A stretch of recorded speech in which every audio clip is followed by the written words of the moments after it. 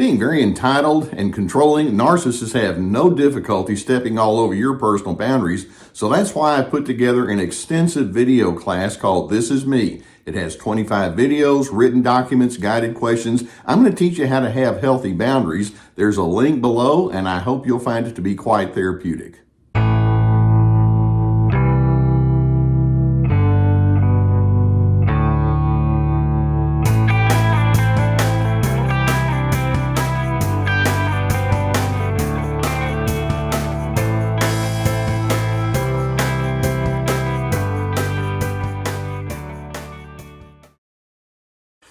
Today I want to see if I can teach you to think like a therapist, at least in the sense of letting you see and understand what I'm watching for when I'm trying to discern how far gone a person might be on that spectrum of narcissism. Now, first, let's understand that we know what the characteristics of narcissism are. These are individuals who have a real high need for control. They're very selfish and self-absorbed. They have an attitude of entitlement. They can be manipulators. They'll exploit you. They want to be superior. They don't have a particular need for empathy. They don't really care about knowing you because they need you to know them. And then they operate with alternate reality. They just kind of make up their truth as they go along. So we know what to look for when we talk about what narcissism actually is. But then taking it a bit further, as a therapist, when I would be talking with someone in my counseling office, and it became more and more apparent that I would be looking at somebody who had some strong narcissistic proclivities, there are 4 specific patterns that I would watch for, and I want to point them out to you because the more you see these patterns, these psychological patterns that they're stuck in, then the more it implies, yep, that's exactly what we're dealing with. Not just the low-end variety of some selfishness and control, but the more these 4 patterns are there, then the more it indicates you're dealing with a straight-up narcissistic individual. Now, the 4 patterns are what I refer to as deficient love experiences, trained incompetence, imperative thinking, and evaluative thinking. Now, let me kind of break those down and let you know what I'm talking about.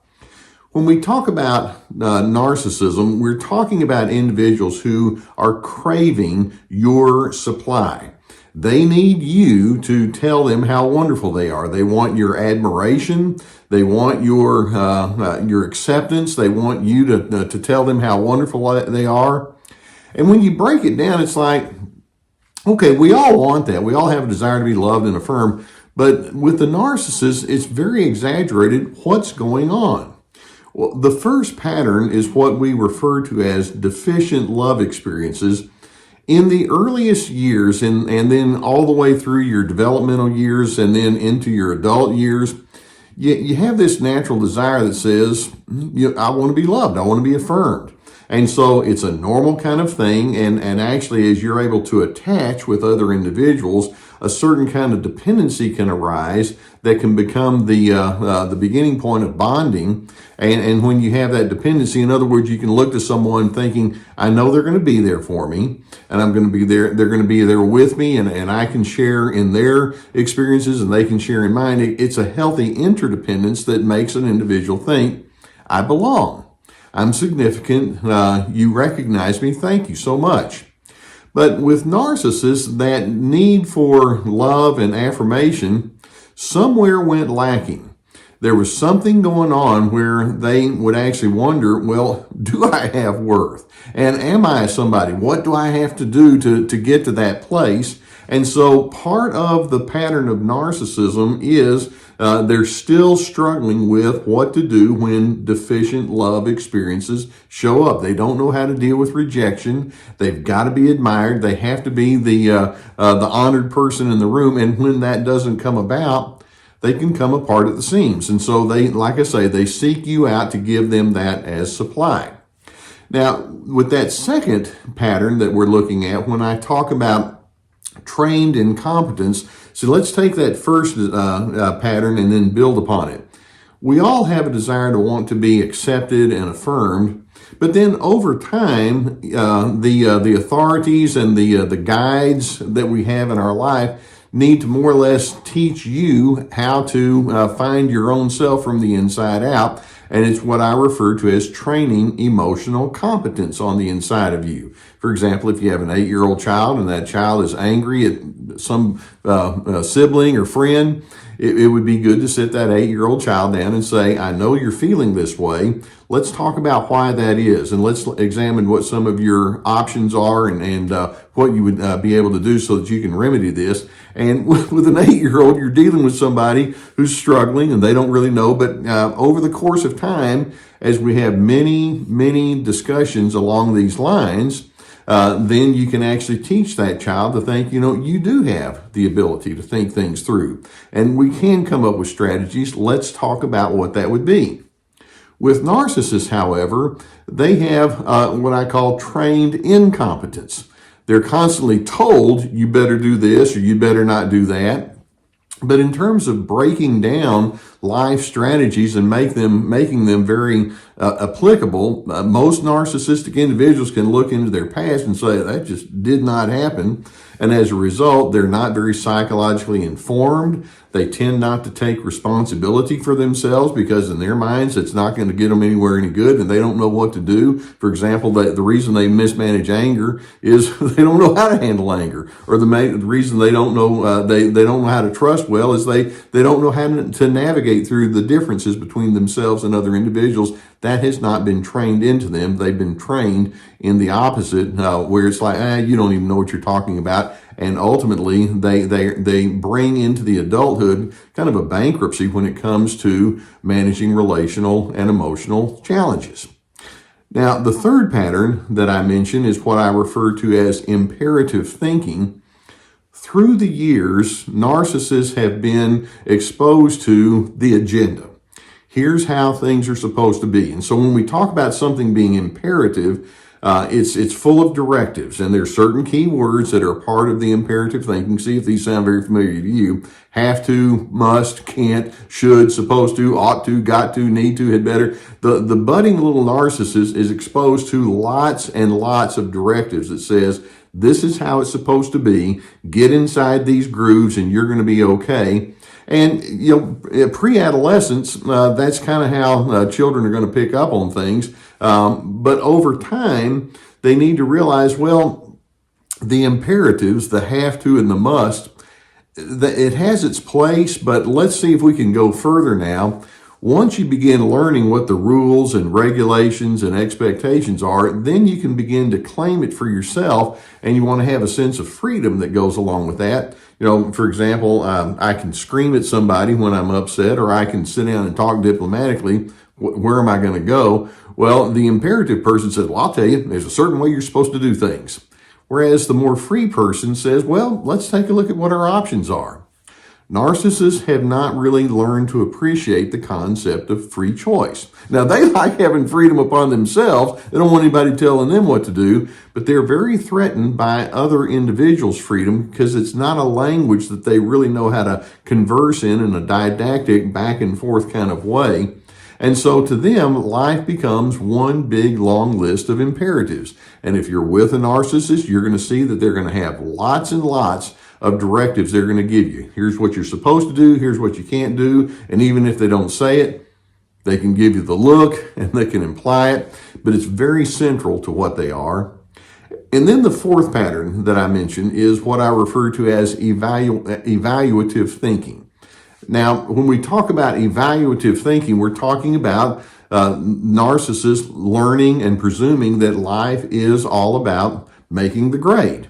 Whether it's in schools or in academics, or whether it's in athletics or the arts, or how they look, or how much money they have, or how they compare to other individuals, they understand that anything and everything you do is going to be evaluated. Oh, you were excellent. That was mediocre. That didn't satisfy at all. This is an A. This is an F. And narcissists learn life apparently must be a competition. How high up on that scale can they go?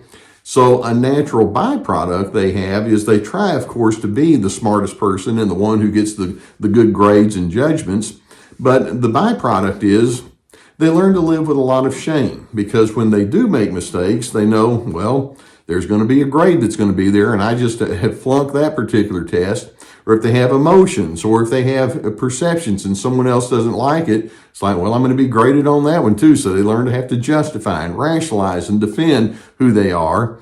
And over time, they begin thinking, I'm only going to reveal the things about myself that are going to get me a good grade. I don't want you to know the real me because I know that I'm going to make a failing grade. And so they learn the art of cover-up. So there we have 4 different patterns. We have the pattern of deficient love. We have the pattern of trained incompetence, imperative thinking, and then evaluative thinking.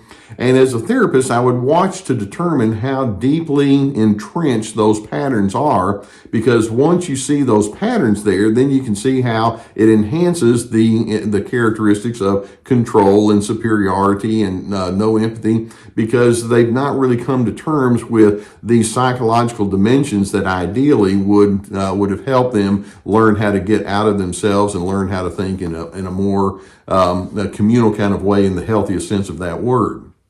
So now the question I'm often asked is, well, if a person can spot these patterns, and they know that they sometimes have these characteristics of narcissism, can we jar them loose from this? Can they change? And of course, that I've mentioned that on the scale of narcissism, it's a pattern, and some have it in a lesser dimension, some have it in a full-blown dimension. The farther down that spectrum that you're on, then the likelihood of change happening is incredibly low. If a person has some of the narcissistic characteristics, then perhaps some change can happen. But even then, as they begin, and typically it comes when there's a disaster or there's a personal collapse or failure, something like that, and major disappointments, and they're kind of going back to the drawing board thinking, I've got to figure out how I'm going to do things differently because what I'm doing isn't working. But even as they have their willingness to make some adjustments, you have to remember that these people still have lived so long with their need for control intact, and they can have a certain kind of conceit and deceit as they deceive people. They can often have a lack of insight. Sometimes, though, they can make the adjustments, but they're going to have to be honest about those kinds of inclinations and stay on top of it. It means they need to have ongoing therapy, typically, and accountability and things like that.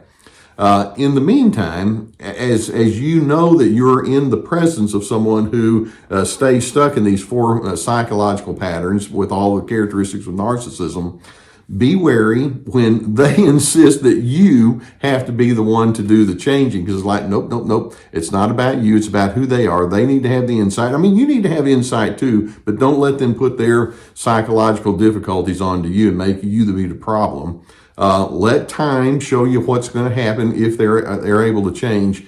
And in the meantime, I'm hoping you can have your sense of boundaries, which starts with you having a definition of yourself, the characteristics, the traits, the opinions, the preferences that you want, and you're living into that. And then that way you know that whatever inclination you might have had or could have towards narcissism is being contained, and you're going to be one of the ones that says, I'm here on Team Healthy and I stand for dignity, respect, and civility. So I'm hoping that as your eyes are open to these patterns, then it can give you personally some things to think about, and it can give you some markers to watch for with that narcissistic person. Now, if you've not already done so, I would encourage you to hit that subscribe button, and Gus and I will have more videos to come your way. Gus slept through another one, but he's kind of heard this before. In addition, if you have a need for therapy, and I know that many of you are trying to unpack these kinds of things, I'm so pleased that I'm sponsored by the people at BetterHelp.com. They have a link below that will take you to a whole team of licensed professional therapists. And obviously, I'm a therapist. I'm retired now from my therapy practice. But if that's a need that you have, I would strongly encourage you to go into that. In addition, I have my therapeutic courses, and each course has multiple videos and teaching documents and written questions, guided questions. We have Ready, Set, Connect about making good connection skills. Free to Be about finding yourself despite the controllers. This is me setting those boundaries. We have my webinars, we have our podcast, we have our website that has many articles and my books, so avail yourself to our resources. I'm hoping you can have a deepening appreciation and understanding of what you're dealing with when we talk about narcissism, because I know that you want to grow and you want to be a person who stands for the better alternative. And in doing so, as you learn these things and you lean into your own growth, it positions you to be the person of peace that unfortunately the narcissist can't join you in.